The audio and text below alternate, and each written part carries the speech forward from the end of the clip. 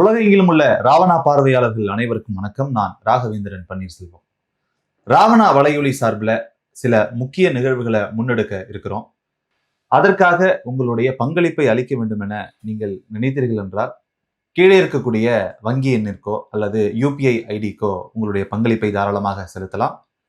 நன்றி. நிகழ்ச்சிக்குள்ள சென்று விடுவோம்.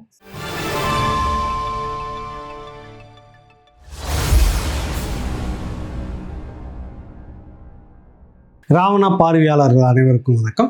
இன்று பரபரப்பான ஒரு அரசியல் நகர்வு.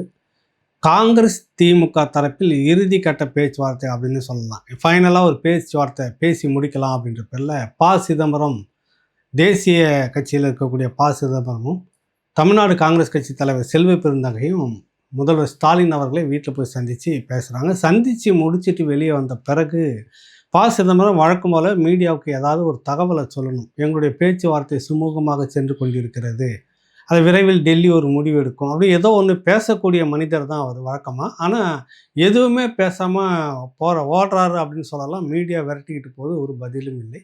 குறிப்பாக இன்றைக்கி செல்வ பெருந்தகை அவருடைய மகளுக்கு நிச்சயதார்த்தம் கிழக்கு கடற்கரை சாலையில் ஒரு இடத்துல பிரம்மாண்டமான நிகழ்வு வச்சுருக்காங்க. அந்த நிகழ்வு இன்னும் 2-3 மணி நேரம் இருக்கிறதுக்கு முன்பாக பார்த்தீங்கன்னா இந்த நிகழ்ச்சியில் அலைஞ்சிட்டு இருக்கிறாரு. முதலமைச்சருக்கும் இங்கே அலைஞ்சிட்டு இருக்கிறாரு. அந்த நிச்சயதார்த்த நிகழ்ச்சி இருக்குது. சாயங்காலம் அந்த நிச்சயதார்த்தத்துக்கு திமுக புள்ளிகள் எல்லாம் வரணும். அதற்கு முன்னாடி இது எதனா மனக்கசப்பாக நடந்துருமா அப்படின்ற ஒரு நெருக்கடிக்குள்ளாக தமிழ்நாடு காங்கிரஸ் கமிட்டி தலைவர் செல்வ பெருந்தகையுடைய நிலைப்பாடு இருக்கிறது.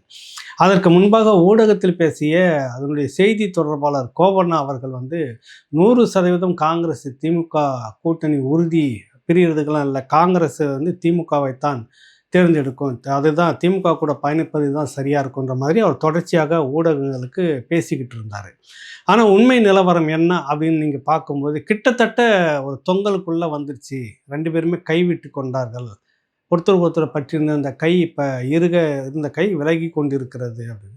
ஒரு 2-3 நாட்களாகவே பார்த்தீங்கன்னா உங்களுக்கு காங்கிரஸுக்கும் திமுகவுக்குமான ஒரு கசப்பு வெளிப்பட தெரிஞ்சிருக்குது.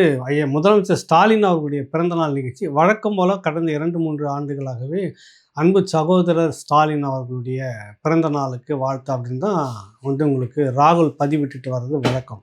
இந்த முறை அந்த அன்பு சகோதரர் அப்படின்றத தவிர்த்துட்டு வெறும் ஸ்டாலின் அவர்களுக்கு, முதலமைச்சர் ஸ்டாலின் அவர்களுக்கு வாழ்த்து அப்படின்ற மாதிரி இவரும் பதிலுக்கு சொல்லக்கூடிய அந்த வாழ்த்தில் அந்த சகோதரர்ன்றதை இவர் பயன்படுத்துவார். ஸ்டாலின் அதையும் பயன்படுத்தலை.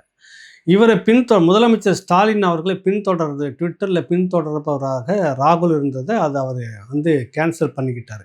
பின்தொடர்ந்து அன்லாக் பண்ணிக்கிட்டார். அதே போல் காங்கிரஸ் ராகுல் காந்தியினுடைய பின்தொடர்பு பட்டியலிருந்து தொடரக்கூடிய பட்டியலிருந்து ஸ்டாலின் அவர்கள் கிட்டத்தட்ட பார்த்தீங்கன்னாக்கா உனக்கும் எனக்கும் ஒன்றும் இல்லை அப்படின்ற மாதிரியான வேலைகள் கிட்டத்தட்ட ஒரு முடிவு நோக்கி நகர்ந்துடுச்சு.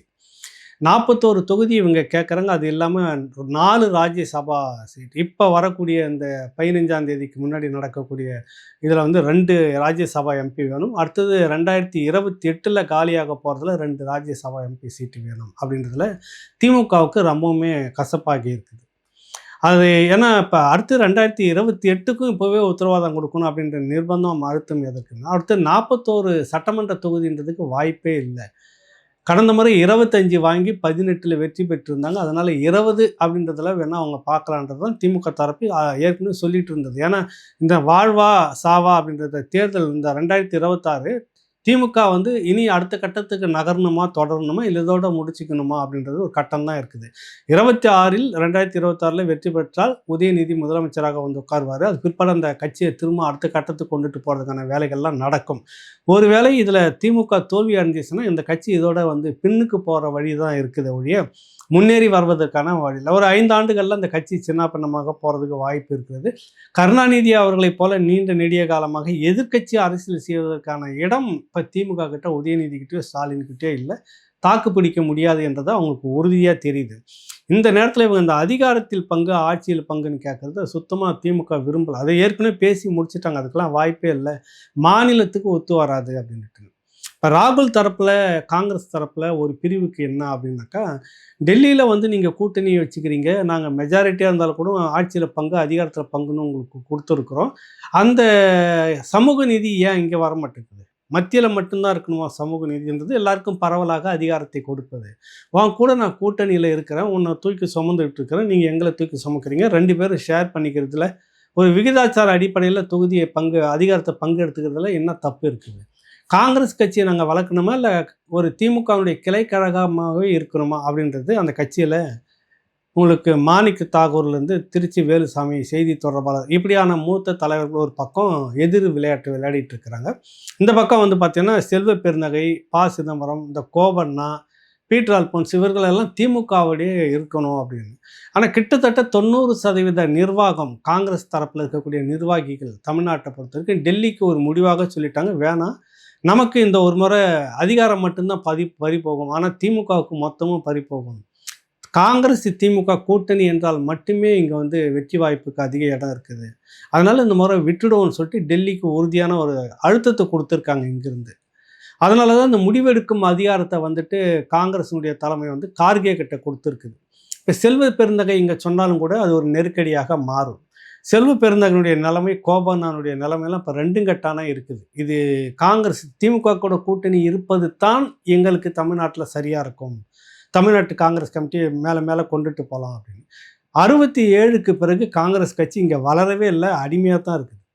1967 எப்பொழுது காமராஜர் வந்து மிக பெரும் செல்வாக்கு ஒரு 40% வாக்கை வச்சுக்கிட்டு போயிருந்தார், குறைஞ்சது 35லேருந்து 40% வாக்கு அன்றைக்கி காங்கிரஸ் கட்சிக்கு இருந்தது தனிச்சு. ஆனால் இன்றைக்கி எங்கே வந்து நிற்குதுன்னா ஒரு 6, 10, 8 இப்படி தான் வந்து 4 இப்படி தான் மாறி மாறி இருந்துக்கிட்டு இருக்காங்க. அந்த கூட்டணியை பொறுத்து அந்த நேரத்தை அரசியல் சூடை பொறுத்து ஏறதும் இறங்குமாங்க. இந்த நிலையில் இருந்துக்கிட்டு காங்கிரஸை வளர்க்குறதுல எப்படின்னு ஒன்று அதிகாரம் இவங்ககிட்ட இருக்கணும். தன் கட்சி சார்பானவர்கள் வந்து மாவட்ட ஆட்சியர், எஸ்பி கிட்ட போகிறது, அந்த உள்ளாட்சி நிர்வாகத்துக்கிட்ட போகிறது, மேயர்கிட்ட போகிறது, அவங்களுக்கான அதிகாரத்தை வந்து சொல்லி ஏதாவது செயல்படுத்திக்கிறதுனா ஒன்றுமே இது வரைக்கும் நடக்கலை.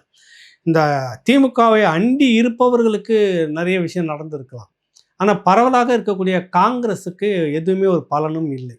அதனால தான் அடுத்து வரப்போகிற உள்ளாட்சி தேர்தலையும் எங்களுக்கு எத்தனை மேயர் பதவி இத்தனை தான் அப்படின்றத எங்களுக்கு கொடுக்கணும். ஏற்கனவே கும்பகோணம் ஒரு மேயர் கொடுத்துருக்காங்க, மற்ற கூட்டணி கட்சிகளுக்கே திமுக துணை மேயர் இப்படியான பதவிகள் தான் பங்கு பிரித்து கொடுத்துருக்குது ஒழிய மேயர் அப்படின்னு காங்கிரஸுக்கு மட்டும்தான் கொடுத்துருக்குது. நாங்கள் இவ்வளோ முக்கியத்துவம் தரோம், ஆனால் காங்கிரஸ் கட்சி இப்பொழுதே உள்ளாட்சி தேர்தலையும் எங்களுக்கான பங்கீடு எத்தனை இடம் எங்களுக்கு கொடுப்பீங்க அப்படின்ற அழுத்தத்தை கொடுப்பது திமுக விரும்பவில்லை. இங்கே பொறுத்த வரைக்கும் தெரிந்தது தெரியாமலோ திமுக தான் அதிகாரத்தில் இருக்குது, திமுகவுக்கு தான் ஒரு பெரிய செல்வாக்கு இருக்குது. திமுக முதுகில் சவாரி செய்யக்கூடிய கட்சி தான் காங்கிரஸ் கட்சி, அதை மறுக்கிறதுக்கெல்லாம் இல்லை. ஆனால் இன்னைக்கு இவ்வளோ மனக்கசப்பு ஆகிறது 2 பேருக்குமான காரணமே இவர்கள் போட்டுக்கொண்ட விதை தான். திமுக 67 கிட்டத்தட்ட எமர்ஜென்சி முடிஞ்ச 75 அந்த காலகட்டத்தில் வந்து இந்த காங்கிரஸையும் காங்கிரஸ் கட்சியும் வேரோடு ஒழிப்போம், அதுக்கு தான் இந்த கருணாநிதி உயிரோடு இருக்கிறான் என்று இவர்கள் தான் சொன்னாங்க. 64 இந்தி திணிப்பை எதிர்த்து நடந்த மாணவர்களுடைய கிளர்ச்சி போராட்டத்தில் கிட்டத்தட்ட அரசு தகவல்களே ஒரு 400 பேருக்கு மேலே இளைஞர்களையும் பொதுமக்களையும் சிறப்பு காவல் படை வந்து சுட்டு கொண்டது அன்றைக்கி இருந்த காங்கிரஸ் அரசு, பக்தவத்சலம் ஆட்சி. ஆனால் ஆயிரக்கணக்கான பேர் பலியாகி இருக்கக்கூடும் அப்படின்லாம் சொல்ல வராங்க. அவ்வளோ பெரிய இரத்தக்கரை படிந்த அந்த காங்கிரஸ் கட்சியை உடனே தேர்தல் 71 கூட்டணி வச்சாச்சு திமுக காங்கிரஸ். அது கருணாநிதி செய்த மிகப்பெரிய வரலாற்று துரோகம், வரலாற்று பிழை. இந்த 64 நடந்த இந்தி எதிர்ப்பு, மாணவர்களுடைய உயிர் தியாகம், தமிழ் மக்களுடைய அந்த உயிர் தியாகம் மிக பெரும் நெருப்பாக இருந்தது. அதனுடைய தாக்கம் தான் 67 காங்கிரஸ் மிக பெரும் கட்சியாக, பண்ணையார் கட்சியாக, சுதந்திரத்திலிருந்து பங்கெடுத்த ஒரு கட்சியாக, தேசிய கட்சியாக, அசைக்க முடியாத இருக்கும் அந்த கட்சியாக இருந்த காங்கிரஸ் பெருந்தலைவர் காமராஜர் இருக்கும்போது வீழ்த்தப்பட்டது, அவரும் சேர்ந்து வீழ்த்தப்பட்டார். காரணம் இந்த உயிர் தியாகம், மக்கள்கிட்ட இந்த ஒரு கொந்தளிப்பு, இந்தியை திணித்ததால் அதை எதிர்க்கக்கூடிய மாணவருடைய கிளர்ச்சி, அந்த போராட்டம், அந்த போராட்டத்துக்கு ஒடுக்கிற விதம் காங்கிரஸ். அதனுடைய பலன் வந்து 67 அதிகாரத்தை. ஆனால் உடனே அடுத்தது ரொம்ப நாள் தாக்கு பிடிக்கல, உடனே 71 இந்திரா காந்தி கூட கூட்டணி, நேருவின் மகளே, இது பெரிய வரலாற்று துரோகம். அதை போலவே இந்தியாவுக்குள் தமிழ்நாட்டுக்குள்ளார பாரதிய ஜனதா கட்சிக்கு கிழக்கு மேற்கு எதுன்னெலாம் தெரியாது. அதுக்கு நாடாளுமன்றத்தில் வந்து ஒரு இடத்த கொடுத்து மட்டும் இல்லாமல் சட்டமன்றத்தில் எச் ராஜா உள்ளிட்ட 3 பேரை ஜெயிக்க வச்சு சட்டமன்றத்துக்குள்ளே கொண்டுட்டு போனதும் திமுக தான். மிக பெரும் பாவத்தை செய்த, தமிழ்நாட்டு இனத்துக்கு துரோகத்தை செய்தது திமுக. இதெல்லாம் நம்ம மறுக்கிறதுக்கு இல்லை. எந்த காங்கிரஸ் கட்சி தமிழ்நாட்டிலேருந்து விரட்டணுமோ மக்கள், எந்த ஒரு 1000 பேரை பலி கொடுத்துட்டு அதுக்கு விடையாக அந்த கட்சியை விரட்டணுமோ, அந்த கட்சி திரும்ப முதல்வர் தூக்கிட்டு வந்தது இதே திமுக தான். காரணம், அதிகாரத்தில் அங்கே டெல்லியில் பங்கு வாங்குறது ஒன்று, தன் மீதான ஊழல் வழக்குகளை விலத்தி கொள்வது, இந்த மாதிரியான நோக்கத்துக்காக எல்லாத்தையும் அடமானம் வச்சுட்டார். மாநில உரிமைன்னு நினப்பு வந்தால் மட்டும் கடிதம் எழுதுவார், போர்க்குரல் அப்படின்வார். இதெல்லாம் நடந்துக்கிட்டு இருக்கு, வழக்கமாக இது 67லேருந்து நடந்துக்கிட்டு இருக்கு இன்ன வரைக்கும் மாநில உரிமை. இவங்க காங்கிரஸோடு இருக்கும்போது தான் அதிக மாநில உரிமையை பிடுங்கினதே திமுக காங்கிரஸ் கூட்டணியில் இருக்கும்போது, வாஜ்பாய் திமுக கூட்டணியில் இருக்கும்போது தான். இப்போ மாநில உரிமையை நாங்கள் மீட் பண்ணுறோம். எப்படி எது இருந்தாலும் சரி, இங்கே அதிகாரத்தில் இருக்குது திமுக கூட தான். திமுக தான் முடிவு எடுக்கணும் எதுவாக இருந்தாலும். இங்கே ஒரு மேஜர் கட்சின்றதே திமுக தான். நீங்கள் வேணால் அண்டி பொழைச்சிக்கலாம், அதுதான் உண்மை. உண்மையிலேயே திமுக போட்ட பிச்சையில் வளர்ந்தது தான் காங்கிரஸ், அதை மறுக்கவே முடியாது இவர்கள் யாரும். அதனால தான் சில தலைவர்கள் நம்ம விட்டு போனோம்னாக்கா நல்லா இருக்காது அப்படின்னு ஒரு சில மூத்த தலைவர்கள், ஒரு சிலர் மட்டும் அந்த பக்கம் நிற்கிறாங்க. காரணம், அவங்களுக்கு 67லேருந்து அப்படியே அண்டி அண்டி அண்டி பொழைச்ச மாதிரி, அணுக்கமாக இருந்து பொழைச்ச அந்த பழக்கம் நீடிச்சு இன்றைக்கி இருக்குது. சொந்தமாக நம்மளால் நிற்க முடியாதுன்ற தெம்பும் திராணியும் இல்லை காங்கிரஸுக்கு. ஆனால் ஒரு தரப்பு எங்களால் இருக்கும், நிற்போம், நம்ம நின்று காட்டுவோம். இதே திமுக வண்டி தான் பொழைச்சிக்கிட்டே இருக்கணுமா, கோபாலபுரம் வாசலில் போய் கோல் பிடிச்சிட்டு நிற்கணுமா, அவங்களுக்கு போகட்டும், இந்த ஆட்சி ஒரு முறை போகட்டும், நமக்கு ஒரு கண்ணு போனால் அவங்களுக்கு 2 கண்ணு போகும், அடுத்த தேர்தலில் பார்த்துக்கலாம் அப்படின்னு சொல்லிட்டு ஒரு முடிவில் இப்போ கிட்டத்தட்ட பேச்சுவார்த்தை தொங்கலில் முடிந்ததாக தகவல். விரைவில் டெல்லியிலேருந்து ஒரு அறிவிப்பாங்க. இப்போ கிட்டத்தட்ட பார்த்தீங்கன்னாக்கா பாரதிய ஜனதா கட்சியும் அதிமுக கூட்டணியும் 3 முறை உட்காந்து பேசிக்கிட்டாங்க தொகுதி பங்கீடு பற்றி. வேற ஏதோ ஒரு விஷயன்ற பேரில் 3 முறை உட்காந்து பேசிட்டாங்க. ஆனால் முதலமைச்சர் ஸ்டாலின் அவர்கள், திமுக தலைவர் அவர்கள் ஸ்டாலின் அவர்கள் இந்தியா கூட்டணின்னு ஒரு வார்த்தை இன்ன வரைக்கும் பயன்படுத்தலை, சகோதரர் ராகுல் காந்தின்னு பயன்படுத்தலை. சமூக வலைத்தளத்தில் ஒருத்தருக்கு ஒருத்தர் இந்த தொடர்புலேருந்து விலகிக்கிட்டாங்க. அப்போ என்ன நோக்கம்னு தெரியுது அவங்களுக்கு. இன்றைக்கி நடந்த பேச்சுவார்த்தையில் ப. சிதம்பரம் அவர் மூத்த தலைவர், ஏதோ ஒன்று சுமூகமான பேச்சுவார்த்தை போய்கொண்டு இருக்கிறது, அதிலிருந்து நாங்கள் ஒரு நல்ல முடிவு சொல்லுவோம் அப்படின்னு இங்கே ஊடகத்துக்கிட்ட சொல்லிட்டு போயிருக்கணும். ஆக ஏதோ நடந்திருக்கிறது, விரைவில் ஒரு அறிவிப்பு வரும் அப்படின்னு சொல்கிறதுக்கு மத்தியில் என்னென்னா, தெலுங்கானாவில் ஹைதராபாத்தில் ராகுல் காந்தியை நேற்று இருந்திருக்கிறார். தமிழ்நாட்டில் இருந்துட்டு தமிழக வெற்றி கழகம் விஜய் தரப்புலேருந்து ஆதவ் அர்ஜுன் அங்கே சென்று சந்திப்பதாக, இருவருக்குமான ஒரு சந்திப்பு தெலுங்கானா முதலமைச்சர் ஏற்படுத்துவதாக இருந்தது.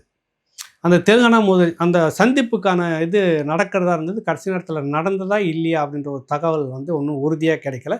ஆதவ் அர்ஜுனும் ராகுல் காந்தியும் சந்திப்பாதான அந்த சந்திப்பு ஹைதராபாத்தில் நடக்கவில்லை என்பது தான் இப்போ கிடைச்சிருக்குது.